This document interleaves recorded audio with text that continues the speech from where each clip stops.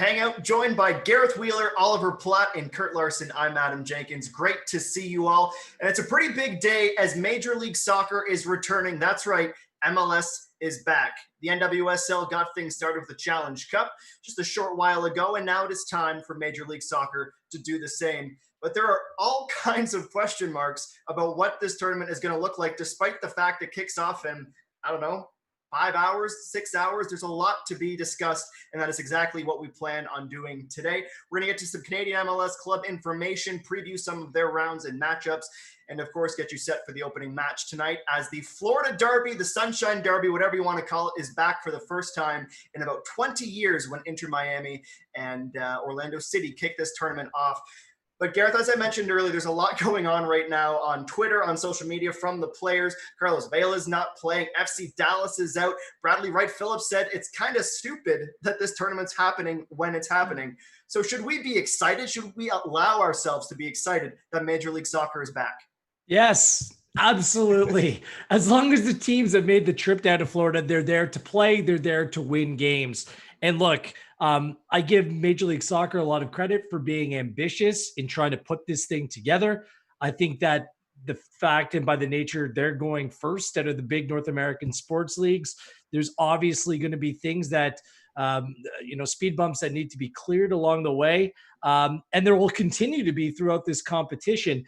But as fans of the game, as being people that support and follow teams, this is what it's all about. You want to see your team back on the field of play. Of course, you want everyone to be as safe as possible. But there's nothing wrong with going out and watching and supporting your team play over the course of this tournament whatsoever. And quite frankly, I love the format, the World Cup style of the tournament, and I'm looking forward to seeing how it all plays out. I think it can really bring some excitement once this tournament ramps up and they and really it's finalized what teams are going to be actually playing and which players are going to end up being the ones that are going to be on the field.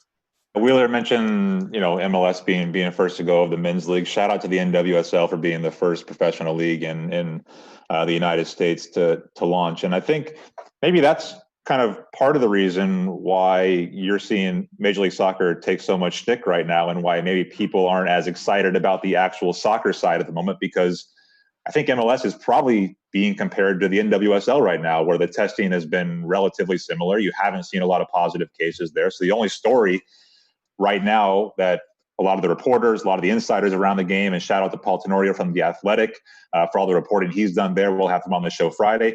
But a lot of that reporting has centered around negativity because there's nothing else to talk about at the moment because the preparation hasn't been there on the soccer side. So I do think, and maybe Oliver can chime in, I do think that once the soccer gets going, as long as the cases don't, explode, I think once the soccer gets going, I think everybody is going to be excited about this tournament.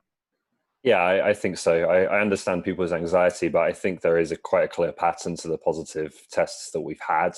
And I don't think that necessarily relates to the bubble itself as much as what's being brought into the bubble from home markets. And I think that situation is under control. Quite frankly, maybe MLS made some mistakes before the tournament, but I think their protocols at the tournament have been pretty good and pretty sturdy so far. So look, I think it's okay to acknowledge that there's more important things going on in the world right now and things that, people have very real concerns about.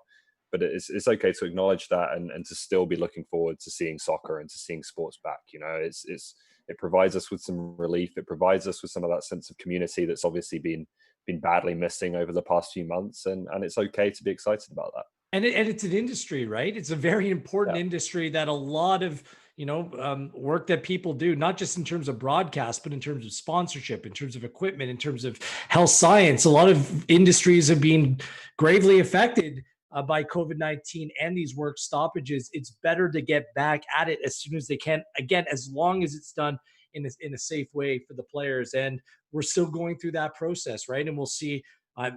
My hunch is that Nashville will not be part of this tournament once the games are up and running. And then you'd have a 24-team tournament. It'll be interesting to see how Major League Soccer decides to spread it out. And if you make it, 6 equitable groups of 4, it makes a lot more sense to me. So I still think there's a lot of moving targets here. And the times that they hit bullseye than not, the better.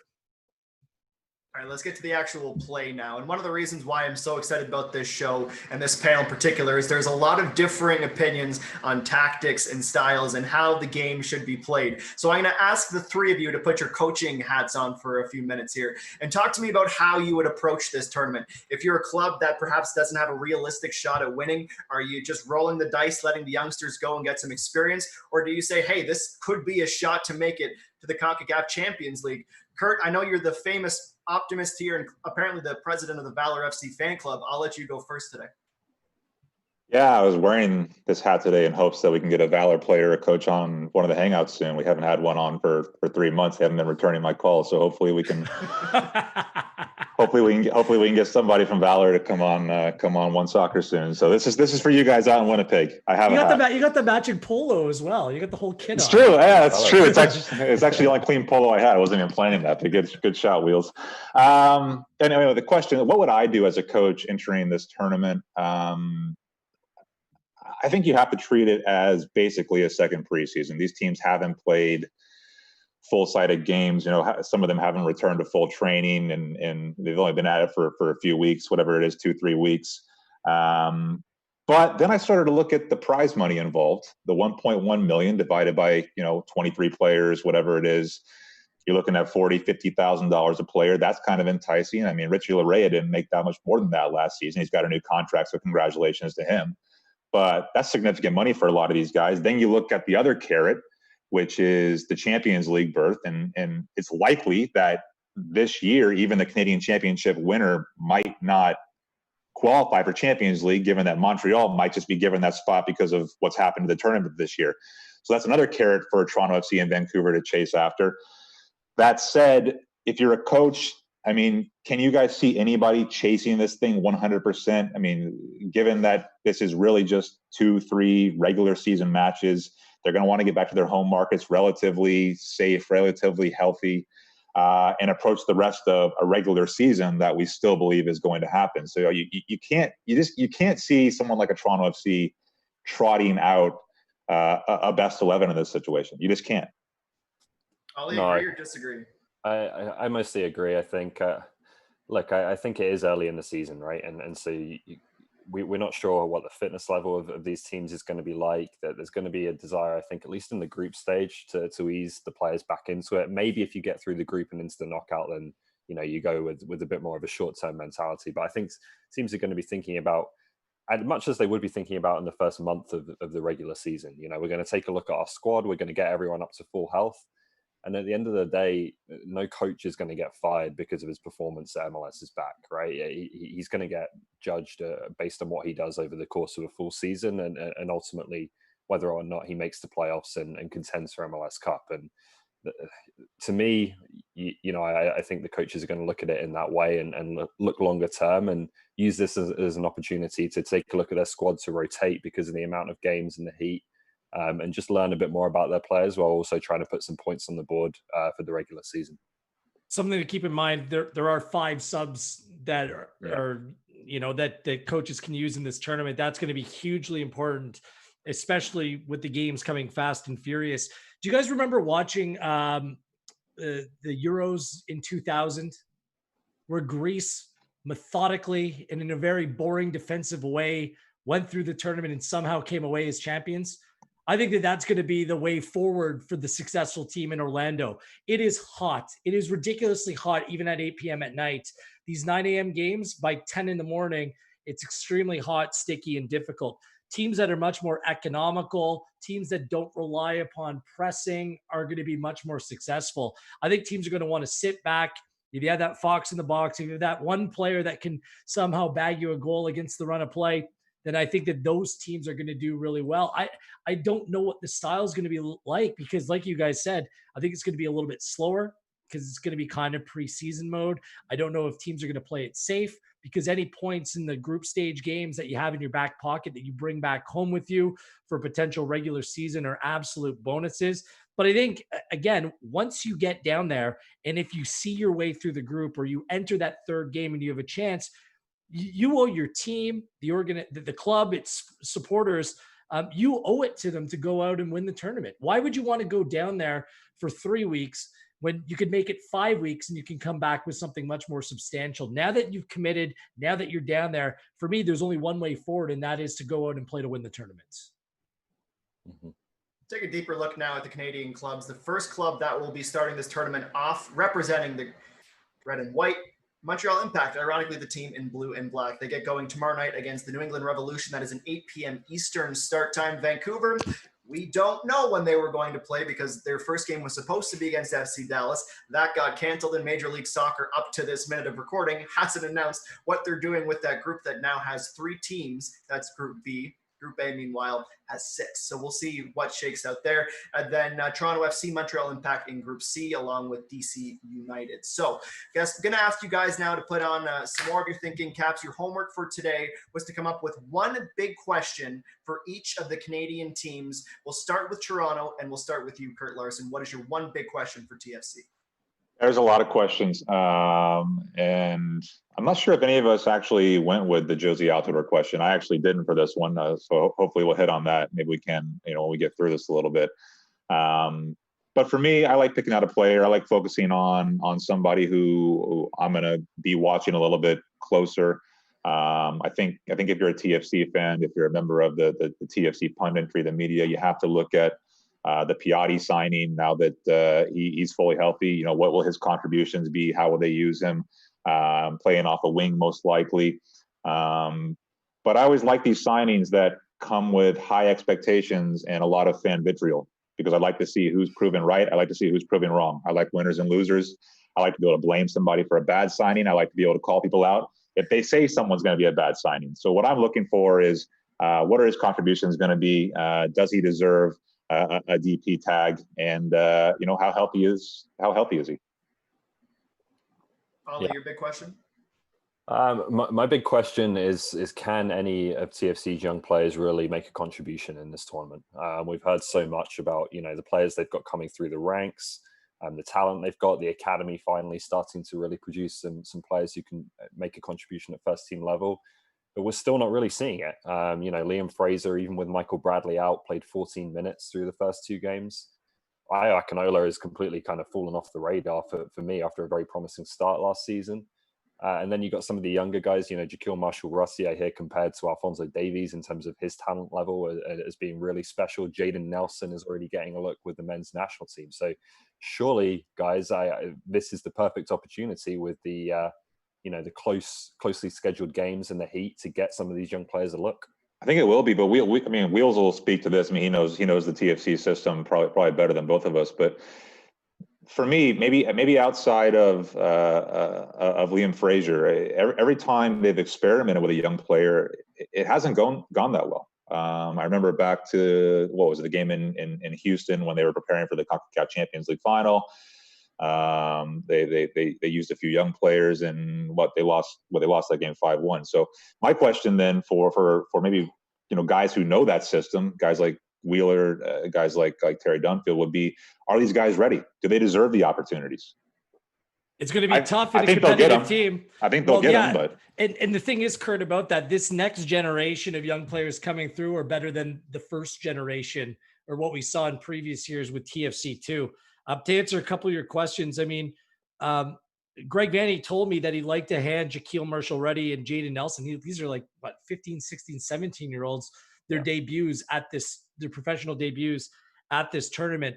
On Ayo Akinola, I've been told that he's been outstanding in training, and looks like he's more committed than he ever has been. And with the unfortunate injury to Achara going down, that's going to potentially open up a spot for Ayo to play, because I don't think that Jozy Altidore will be a regular contributor in this tournament. Greg Vanney said he'd be surprised if he could play a role in the first game. The second game is 3 days later against Montreal. So right, yeah. that leaves a hole there at the number 9 position. But I look, it's going to be the biggest question for Toronto FC moving forward as a club, what to do with some of these young players, because they have virtually the entire core of their team under contract for the foreseeable. These are established players. A lot of them are older or approaching the tail end of their careers, but still the core is together. So if you're a young player, you need to do something special to catch the eye and earn your way in. And the player that I worry about just in terms of his future in this team is Liam Fraser. I know that he's too similar of a player to function alongside Michael Bradley in the eyes of many people. So if Michael's on the field, Liam is not. And even when Michael was unavailable in the first 2 games, I know the coaching staff was thrilled in what they saw with Marky Delgado and Jonathan Osorio playing that position in a different way. And especially with Noble Okello, who is highly rated, 6'5", expansive. He's knocking on the door. Nick DeLeon can play that position. Like, there's a lot of options for very few positions in the middle of the park. Just to get to, sorry about that rant there, just to get to kind of what I'm looking for in the team. And to me, it's the biggest question for overall success. And when I define success for Toronto FC, it's going on and winning a tournament and going on and competing and potentially winning an MLS Cup. Where does Pozuelo fit best in this team? We all know he's a supremely talented player, but where do you play him to get the most out of him? He's not that adept in terms of the defensive work that he puts in. You already have 3 central midfielders in Bradley, Osorio, and Delgado. So where does he play? Does he play on the wing? He's not a natural wing player. I've been told that Piatti's going to move over and play on that right-hand side as an inverted winger. You don't want 2 inverted wingers and Pozuelo on the left and Piatti on the right. You want someone that can penetrate and get behind the line. So right now, I think the default is if Altidore can't play, you're going to see Alejandro Pozuelo play as a false 9. And I don't know if that's ideal for the club. It's just some of these pieces do not fit perfectly in probably the way that Greg Vanney wants to play, yet it's a positive problem because these are very good players that he needs to find a way to fit in. But I'm just not sure what that actually is going to look like when all's said and done. Yeah, I think weren't we saying that last year as well, though, when they made an MLS Cup final? Well, that's the thing, right? Altidore was hurt. Altidore was hurt. So during the playoffs, so when they went on that run, it was kind of, you didn't have to go through that selection headache, did you? But I thought the best game they played last year was LAFC when they drew 1-1. They should have won 1-0, gave away the penalty at the end. And that was with Altidore there, Bradley, Delgado, Osorio all on the field, and Pozuelo had to play wide right. And I don't think he liked it, and I don't think he was the best player on the field that day. He did his job. But I thought it was TFC's best team performance of the year. So that's that kind of the dilemma, right? Is what do you focus more on? I think it has to be, to an extent, getting the best out of your best player. But the team did look very good in that shape with Pozuelo playing wide, even if he was a bit inhibited. But he can't play at the same time as Piatti, can he? Right. Yeah. It's just, look, again, it's a good problem to have, but it's a difficult one because you want to make sure that you're balanced defensively. And what we saw from those first 2 games of the season, they defended in a 4-4-2. So, if you're playing Piatti and Pozuelo in the team without Altidore for this first game, then those 2 players can sit up top, and then you kind of have 2 banks of 4 with an Endo, a Schaffelberg, whoever it is coming back to play that role, because it's demanding. It's going to require a lot of running. I think that the team's evolving as we speak, and I'm not sure what it's actually going to look like when they've kind of come up with the best version of whatever this is. Depending on how you look at it, too, TFC perhaps drawing the shortest stick of the 3 Canadian teams, having 2 9 a.m. starts. Montreal doesn't have a single morning start, and Montreal and Thierry Henry are where we are going next. So they showed up to the tournament late. They showed up to the tournament late. That's fair enough. Yeah, that's a good point. Ollie, your big question. For the Impact? For the Impact, moving on to Montreal now. Well, the big one for me is what Victor Wanyama got left in the tank. This guy's only just turned 29 years old, but he's only played, I think, it was something like 4 or 5 games last season for Tottenham. Now, I think you think back to 2016-17 when Spurs finished second behind Chelsea. That midfield partnership of Wanyama and Dembele, I think, was the best probably Tottenham have ever had. Wanyama hit, such a high level that season. One of the best defensive midfield players in the Premier League and probably in Europe. But he has had those serious knee problems. So that's the big question for me is what level is he at and how good could that impact midfield be if he's playing at a high level alongside Piat and Safir Taider? It's a little bit of a headache, isn't it? Because Piat and Wanyama play very similar roles in a different way. Can they play together? Do you lose some attacking punch? They both are playing at the same time, Ollie? Possibly. I think Wanyama, you can maybe make a bit more of a box-to-box player, a number 8, just because I think he has that quality. But again, it's going to depend on, what legs he has left, right, in his ability to get up and down. I think we just got to see more under Thierry Henry anyway. I think we haven't been able to really see much with him on the sideline yet, just given they had the Champions League run, and then we're only what game or two into the season. I'm looking at another player though, selfishly, just because of all of our coverage of the Canadian Premier League last year, and for me, what was probably the biggest success story from the CPL. I know Tristan Borges stole a lot of the headlines, and Emilio Estevez getting sold to an Eredivisie club stole all the headlines, but the most impactful move was showing that Joel Waterman could play at the MLS level, and then him being given full confidence by his manager to go into a Champions League fixture in Costa Rica, and then also to start at the Big O. So for me, Joel Waterman, let's see if he can continue. Let's see how involved he'll be. Let's see if the success story that is the CPL to MLS pathway continues.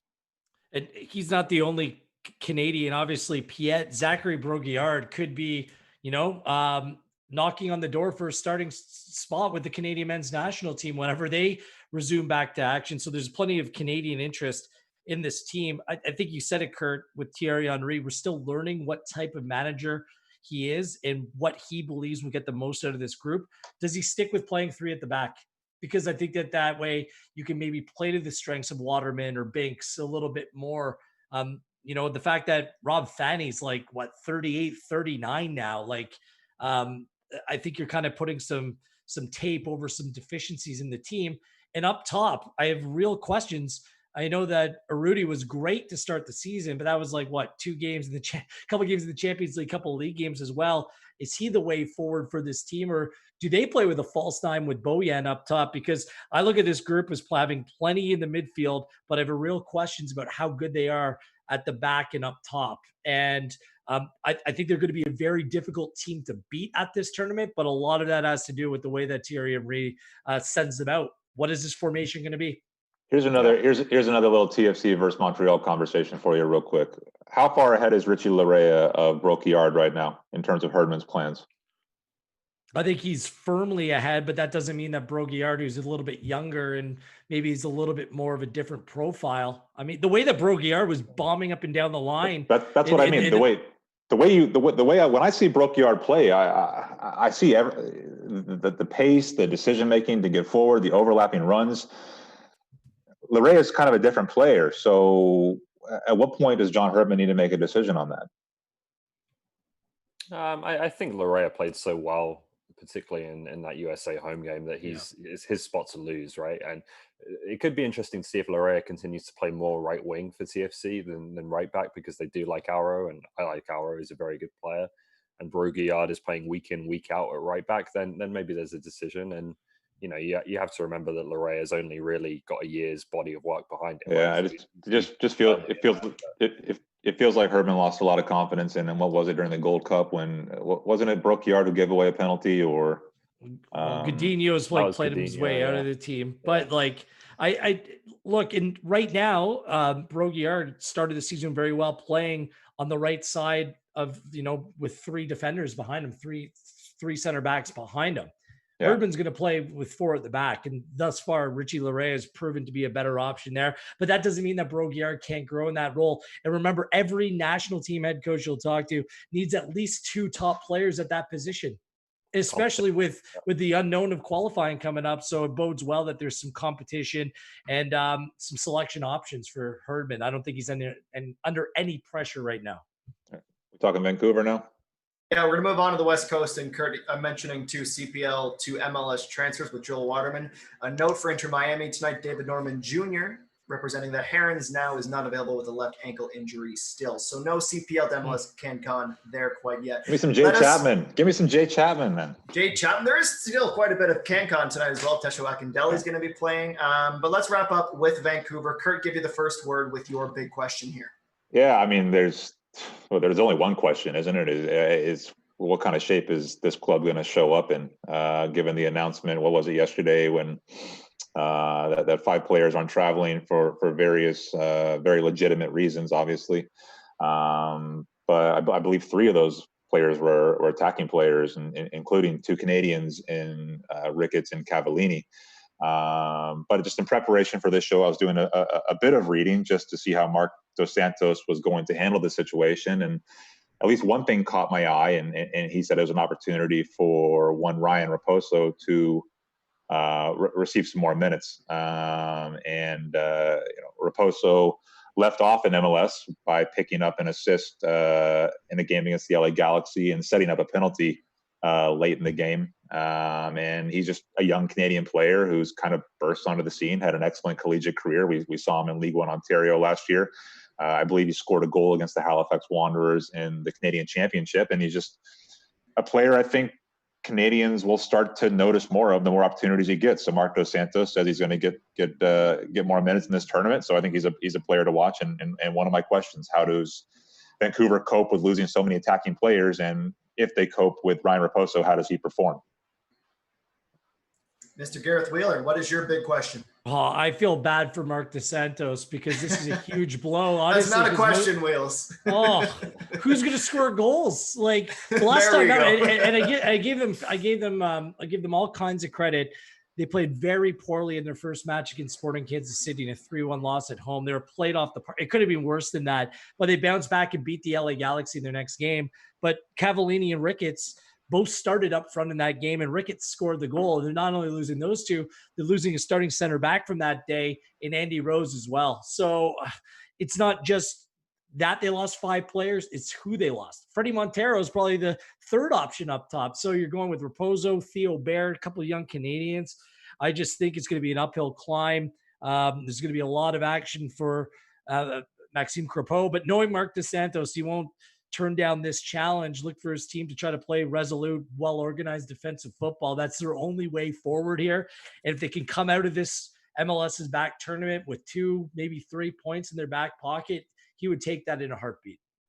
Well, yeah, that would be my question. I'll put a positive spin on it. Is there just maybe an opportunity here for a team to, with their backs against the wall, to kind of dig in and just have a small win at this tournament? Short of winning the tournament, I think, I think Vancouver have more opportunity than most to just actually take some positives out of the games here. If they can put up performances, with a little bit of grit, just give their fans something to cheer about after, another rough couple of months in terms of the exit of Mark Panis and, Cavallini and Ricketts and those players not being able to travel. I just maybe wonder if the Whitecaps can rally a little bit. As we said, I think counter-attacking defensive teams might do well at this tournament. And maybe there's something there for them to just get that small win that I think the Whitecaps fan base desperately needs right now. Wheels wants a Greece 2000. That's what he wants. He wants another. He wants a repeat. I trust me. I do not want that. I'm not advocating it. And that's what I think what's going to, honestly, it's set back football at least 2 decades watching Greece. It was like Wales at the 2016 Euros. Hey, careful, Kurt, careful. You got 2 Welsh guys. I remember Wheels at that tournament. Wheels. The way you talked about that team was like they were playing tiki taka. It was unbearable at times. It was unbelievable the way that they used Gareth Bale and Stronger Together. It was teamwork personified, right, with a lot of class. Aaron Ramsey, you're kidding me? Didn't even have him in the semifinal. Okay, don't want to get into it. Yeah. Don't want to get into it. Okay, it was a good run. Yeah. Thank you. That's all I needed to hear from you, Kurt. My big question for Vancouver is, when are we going to see them on the pitch? Because as it stands, barring MLS doing something drastic, they kick off their MLSisBack on Wednesday, July 15th at 10:30 against San Jose. Okay, just about time to say goodbye. But before we go, I want to get predictions from everyone. Could be team results, could be winner, could be players who rise, could be teams that drop out, could be anything. Gareth, start with you. What is your big prediction for MLSisBack? I like the Columbus Crew. I think that the team's well balanced. They have some young talent. I think this tournament sets up well for Columbus. I like their group as well for them to come out of it. They're a team I'm looking out for. If you want another dark horse team, Sporting Kansas City, it looks like they've been able to turn things around. Peter Vermees, I trust these reliable, really good coaches, and Peter Vermees is that in Kansas City. I really like those 2 teams. I don't think you're going to see an Atlanta or an LAFC go on and run this. I think there's too many unknown variables. So those good, solid, well put together teams I like. So Look out for a glamour final in Columbus and Kansas City. Exactly what ESPN wants. And that's going to be entertaining. Like, talking about a glamour final. I mean, listen, with 1.1 million on the line, that's going to be entertaining. I don't care who's playing. All those players are going to know there's a $30,000-$40,000 check coming their way. I love it. Well, I think Wheels must be reading my notes because I like Columbus and I like SKC as well, which led me to my prediction, which is that I think a team that didn't make the playoffs last season will win the tournament, as those two did not. I mean, come on, it's wide open, guys. I mean, these aren't two-leg playoffs or one-off games. Nobody knows what kind of shape players are showing up in. I don't think it's that big of a prediction to say anybody could win this. There's teams that clearly won't win this. Come on, there's a couple. Who? Miami? I'd say Nashville? Vancouver, Miami, Cincinnati. I'll throw out those teams. All right. I'll give you that. I'll get their mind quickly. I'll get their mind quickly. For years and years and years, soccer purists have been calling for a League Cup in Major League Soccer. They don't really like the playoffs that much. They just want a regular season, but what they want is a League Cup.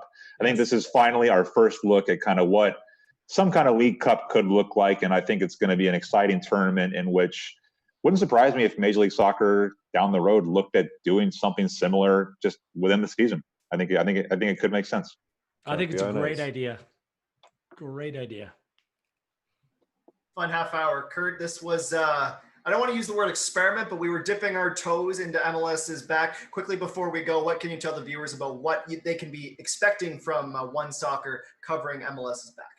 Well, as everybody knows, I think we're all waiting for the Canadian Premier League to make a decision on where they are going to hold their single-site event. So we're all standing by, wondering if it's going to be East Coast or West Coast. So obviously, when that's announced, we're going to give that the attention it deserves and all the analysis CPL fans have come to expect. But Major League Soccer is also on our radar, and I think this channel wants to be the home of Canadian soccer, wants to be the home of for fans that follow all the leagues in Canada. So this is a great opportunity to get involved more with MLS ahead of the Canadian Championship. So plenty more MLS coverage to come. So look for this after every Canadian team plays throughout the tournament.